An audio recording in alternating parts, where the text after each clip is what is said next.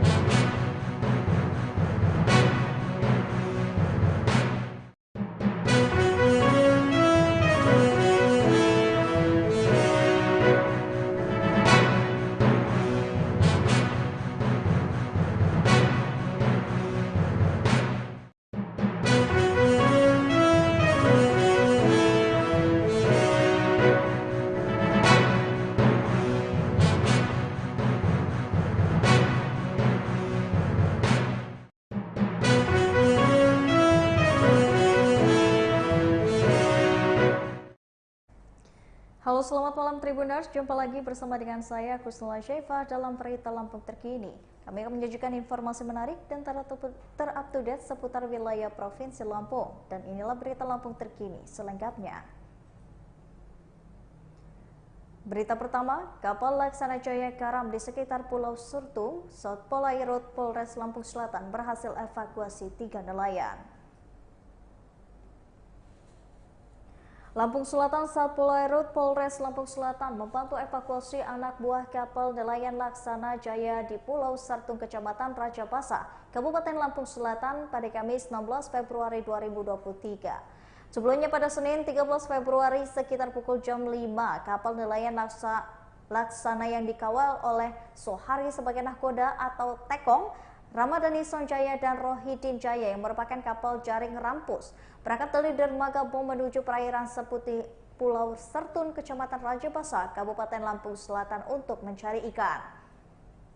Lalu pada Rabu 15 Februari 2023 sekitar pukul jam 11 malam, satu unit kapal nelayan Laksana Jaya yang merupakan kapal jaring rampus mengalami kandas dan terdampar di sekitar Pulau Sertung, Kecamatan Raja Basa. South Polairut, Polres Lampung Selatan Ibtu Fahrul Arif membenarkan pihaknya masih membantu mengevakuasi ABK yang terdampar di Pulau Sertung, Kecamatan Raja Basa, Kabupaten Lampung Selatan bersama Posar Bakauheni. Arif mengatakan 2 hari kemudian terjadi cuaca ekstrim di sekitar Pulau Sertung, Kecamatan Raja Basa, Kabupaten Lampung Selatan. Lalu awak kapal KN Laksana itu jauh memutuskan untuk berlabuh di sekitar pulau dengan menurunkan jangkar di lokasi. Kemudian pada Rabu 15 Februari 2023 sekitar pukul jam 11 siang arus terjadi. Arus laut yang kuat disertai Pulau Sertung tersebut sehingga menyebabkan jangkar kapal larat atau lepas dan kapal mereka pun terhempas ke pinggir pantai Pulau Sertung. Berikut wawancaranya. Mohon izin, selamat siang. Izin melaporkan kami tim SAR gabungan yang terdiri dari Polres Lampung Selatan dan Polda. Alhamdulillah kami di sini telah mengevakuasi 3 korban kapal pecah yang selamat atas nama Ramadi 26 tahun, Sogaya 28 tahun, Rohidin 18 tahun. Jam pukul 12.23 sudah kami serahkan ke Ketua HMSI Pak Sobri. Di sini juga telah disaksikan dengan teman-teman kita dari Polairut. Alhamdulillah sudah kita serahkan dengan selamat. Demikian yang dapat saya laporkan. Terima kasih. Wassalamualaikum warahmatullahi wabarakatuh. Berita selanjutnya, gelar operasi keselamatan Krakatau 2023, Satlantas Polres Mesuji bagikan hadiah untuk pengendara tertib lalu lintas. Satuan Lalu Lintas Polres Mesuji menggelar Operasi Keselamatan Krakatau 2023. Kegiatan Operasi Keselamatan Krakatau 2023 ini dipusatkan di Simpang Tugu Macan, Desa Brapasan, Kecamatan Tanjung Raya pada Kamis 19 Februari 2023. Selain dari pihak kepolisian, turut hadir juga dari Dinas Perhubungan Mesuji, Dinas Kesehatan Mesuji, Jasara Harja, dan Camat Tanjung Raya. Kasat Lantas Polres Mesuji Ibtu Wahyu Dwi Karsono mengatakan jika kegiatan itu sekaligus pembagian hadiah bagi pengendara yang tertib dalam berlalu lintas. Untuk jumlahnya sendiri, ungkap Wahyu, berjumlah 15 unit helm diberikan kepada pengendara yang tertib berlalu lintas. Kemudian ada pemberian sayur sejumlah 30 paket, beras 15 paket, dan sembako 15 paket. Sementara ungkap Wahyu, bagi pengendara yang masih melanggar lalu lintas, pihaknya memberikan teguran baik lisan maupun tertulis. Wahyu menyebut jika kegiatan operasi keselamatan yang digelar pada hari ini merupakan hari ke-10 berlangsungnya operasi keselamatan dan juga rencana yang masih akan digelar selama 4 hari mendatang. Dan di sisi lain, Camat Tanjung Raya Ali Batun yang turut hadir mengucapkan terima kasih kepada pihak kepolisian karena telah memberikan wawasan edukasi kepada warganya agar tertib dan berkendara selalu mematuhi peraturan lalu lintas. Tujuannya sendiri, ungkap Ali Batun, untuk menjaga keselamatan dalam berkendara. Lebih lanjut, dalam kegiatan Operasi Keselamatan Krakatau 2023 ini juga ditampilkan maskot Satlantas Polres Mesuji, yaitu boneka Bubu atau Gatot Kaca dan robot Radraka.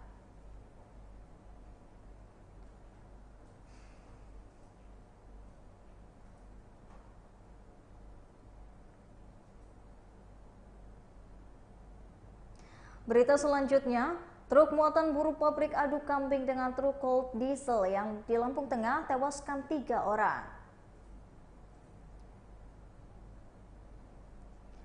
2 truk adu kambing di Jalan Lintas Timur atau Jalintim Kampung Terbanggi Ilir, Kecamatan Bandar Mataram, Lampung Tengah pada Kamis 16 Februari 2023. Sedikitnya ada 13 orang yang menjadi korban dari peristiwa truk adu kambing di Lampung Tengah tersebut dan 3 diantaranya meninggal dunia. Kepala Satuan Lalu Lintas Polres Lampung Tengah AKP Ipran mengatakan kecelakaan tersebut melibatkan 1 unit mobil truk jenis cold diesel PE 8638LY dengan mobil truk jenis cold diesel BE 8529DY yang bermuatan pekerja dari arah Sukadana, Lampung Timur. Ipran mengatakan peristiwa terjadi pada pukul 6 saat truk BE 8LY melintas di TKP dengan kondisi jalan yang menikung. Di lokasi tersebut karena kondisi jalan menikung, status marka jalan adalah garis lurus. Dirinya mengatakan truk keterangan saksi dari olah TKP, mobil truk cold diesel ini melaju dari arah Tulang Bawang menuju arah Sukadana, Lampung Timur. Dari arah berlawanan melaju juga truk cold diesel BE 8529DY yang membawa makanan pekerja buruh harian di PT GGP Akro Lampung Tengah. Akibatnya 3 dari 13 korban meninggal dunia dan 10 termasuk supir mengalami luka ringan dan juga saat ini sudah dibawa ke Rumah Sakit Yuku Medical Center. Kepala Unit Laka Lantas Ibda Arumonita Sari mengatakan dirinya dan jajaran Satuan Laka Lantas yang meninjau TKP telah mengevakuasi korban akibat adu kambing 2 truk cold diesel tersebut. Kendaraan truk sudah diamankan anggota di Pos Lantas Agro.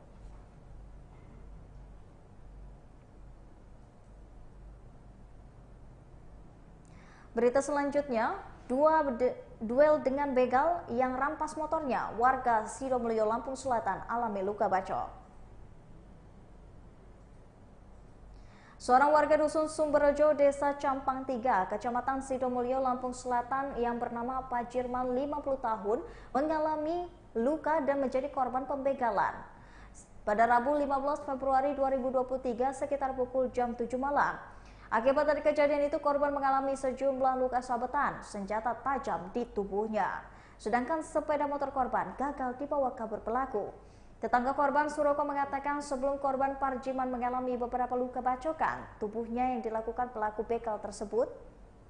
Awalnya korban dan keluarga mau sholat maghrib berjamaah di rumahnya. Pada saat korban ingin mengambil air wudhu ke belakang rumahnya, korban mendengar suara motor Honda Beat miliknya yang saat itu diparkir di teras samping rumah keluar dari pekarangan rumah. Ketika dilihat ternyata benar saja sepeda motor Honda Beat miliknya sudah tidak lagi diparkir di teras samping rumahnya. Saat itu anak mencoba melihat ke arah jalan dan dilihatnya sepeda motor itu dibawa bersama dengan pelaku ke jalan yang belum jauh dari rumah korban. Saat itu anaknya memberitahukan kepada korban jika motornya dibawa orang. Korban pun langsung mengeluarkan motor Honda Revo miliknya dan mengajak anaknya berusaha mencarinya. Lalu korban menyusuri jalan kampung menuju ke arah lintas Sumatera. Pada saat itulah lanjut Suroko, korban menabrak sepeda motor yang dikejarnya ke arah pelaku hingga pelaku terjatuh. Sementara itu pelaku lainnya langsung kabur dengan mengendarai sepeda motor miliknya ke arah Calinsung. Korban yang berusaha mempertahankan sepeda motornya sempat berkelahi dengan pelaku. Karena pelaku membawa senjata tajam, pelaku membacok korban hingga korban tersungkur tersimbah darah.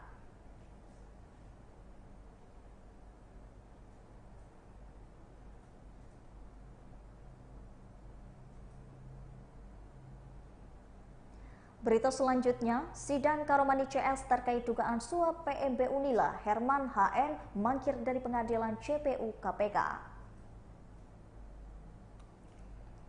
Saksi Marzani mengakui dirinya pernah menitipkan anaknya melalui Herman HN untuk berkuliah di Fakultas Kedokteran Universitas Lampung.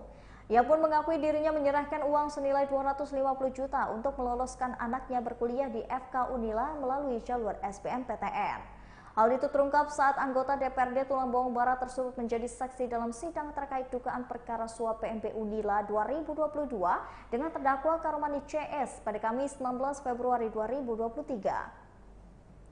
Dalam kesaksiannya, Marzani dicecar berbagai macam pertanyaan oleh JPU KPK terkait perkenalan dengan Herman HN memberikan sejumlah uang untuk meloloskan anaknya.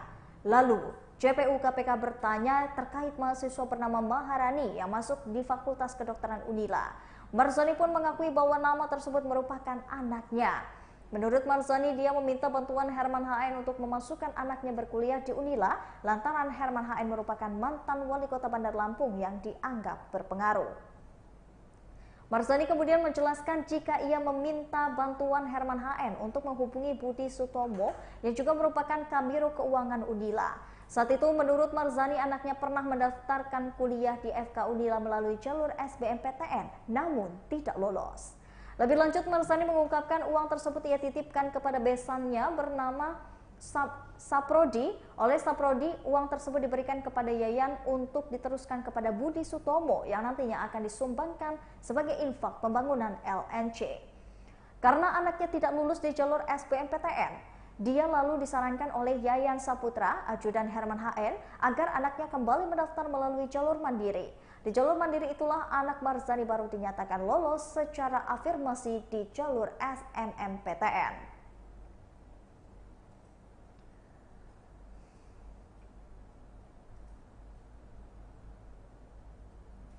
Berita selanjutnya, promo potongan harga 100.000 treatment instant glowing di Amora Skin Clinic.